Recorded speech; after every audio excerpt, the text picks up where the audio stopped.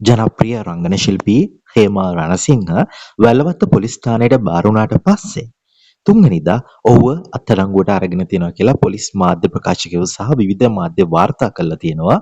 පුද්ගලයෙකුට පහර දීමේ චෝදනාව මත තමයි මෙම අත්අඩංගුවට ගැනීම සිදු වෙලා තියෙන්නේ කියලා සමහර මාධ්‍ය වාර්තා කරලා තියෙන්නේ. අතර සමහර මාධ්‍ය වාර්තාවලට අනුව සමාජ මාධ්‍ය ක්‍රියාකාරියෙකුට හෝ මාධ්‍යවේදියෙකුට පහර දීලා තියෙනවා කියලා තමයි සඳහන් වෙන්නේ.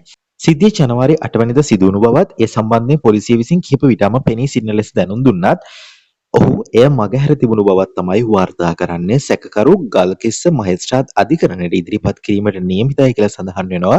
හේමල් රණසිංහ මහතා ශ්‍රී ලංකාව සිනමාවේ ජනප්‍රියම නළුවන්ගේ කෙනෙක් වනු අතර ප්‍රවේගය සුපර් 6 ආදරණීය කතාවක් වැනි චිත්‍රපටවලට දායක වෙලා තියෙනවා කියලා සඳහන් වෙනවා. මෙම සිද්ධිය සම්බන්ධයෙන් වැඩිදුර විමර්ශන සිදු වෙමින් පවතින බව තමයි නිල නිවේදනයක් මගින් දන්වලා තියෙන්නේ. ජනප්‍රිය නළු හේමා රණසිංහ අත්අඩංගුවටගත්තු හේතුව පිළිබඳව ගොඩක් දෙනෙක් උනන්දුවෙන් පසු වෙනවා.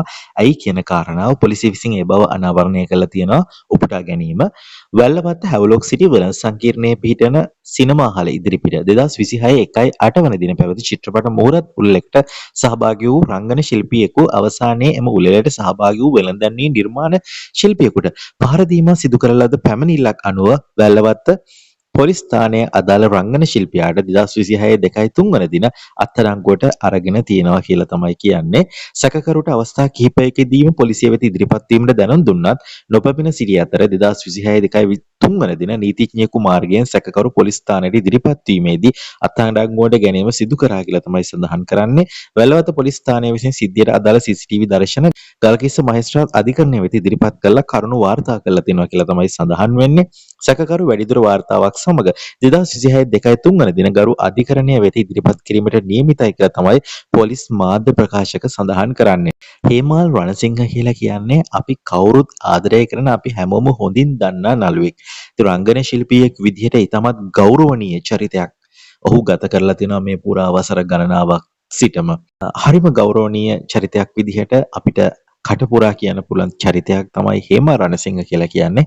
ඉතින් මේ වගේ දෙයකදී අනිවාර්යයෙන්ම සිද්ධිය කුමක් වුණත් අපිට ඔහුගේ තියෙන අතීතය ගැන ඔහුගේ තියෙන ඉතිහාසය ගැන බලද්දී අනිවාර්යයෙන්ම ඔහු සෑහෙන දුරට අතිශය සාධාරණ හේතුවකට වෙන්න ඕනේ මේ පහර දීම සිදු කරා නම් ඒක සිදු කරන්නට ඇත්තේ මොකද හේමල් කියන්නේ හරිම ගෞරවනීය විදිහට විනයානුකූල විදිහට ශේෂ්ත්‍රයේ ඉන්න ගෞරවනීය චරිතයක් කියන එක අපි පුන පුන ආය සිහිපත් කරන්නට ඕනේ.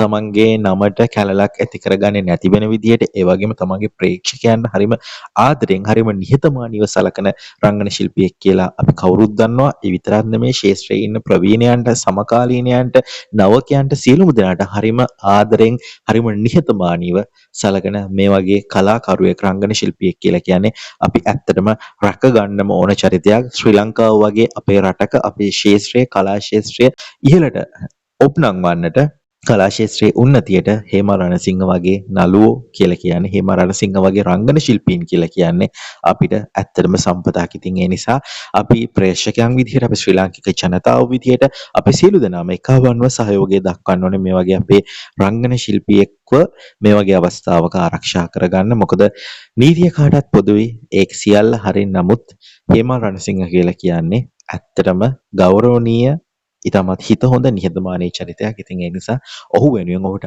ආදරය කරන සුවහස ප්‍රේක්ෂක ජනතාව සැදී පැහැදිලා ඉන්නවා කියන කාරණාව අපිට විශේෂයෙන්ම මතක් කරන්නට පුළුවන් මේ අවස්ථාවේදී. වීඩියෝ හොඳ නම් ලයික් කරන්න. මේ ගැන ඔයගලන්ට ගොඩක් දේවල් කියන්න නැති ඉතින් හැම දෙයක්ම වීඩියෝ එකට පල්ලෙන් කමෙන්ට් එකක් විතර ඉදිරිපත් කරන්න කියලා අපි ඔයගලන්ට ආදරෙන් මතක් කරනවා. සත්‍යගවේෂක ටීවී අපේ YouTube නාලිකාව ඔයගොල්ලෝ තවමත් subscribe කරලා නැත්නම් අපිව මේ වෙලාවේ subscribe කරන්න කියලා ස්තුතියි.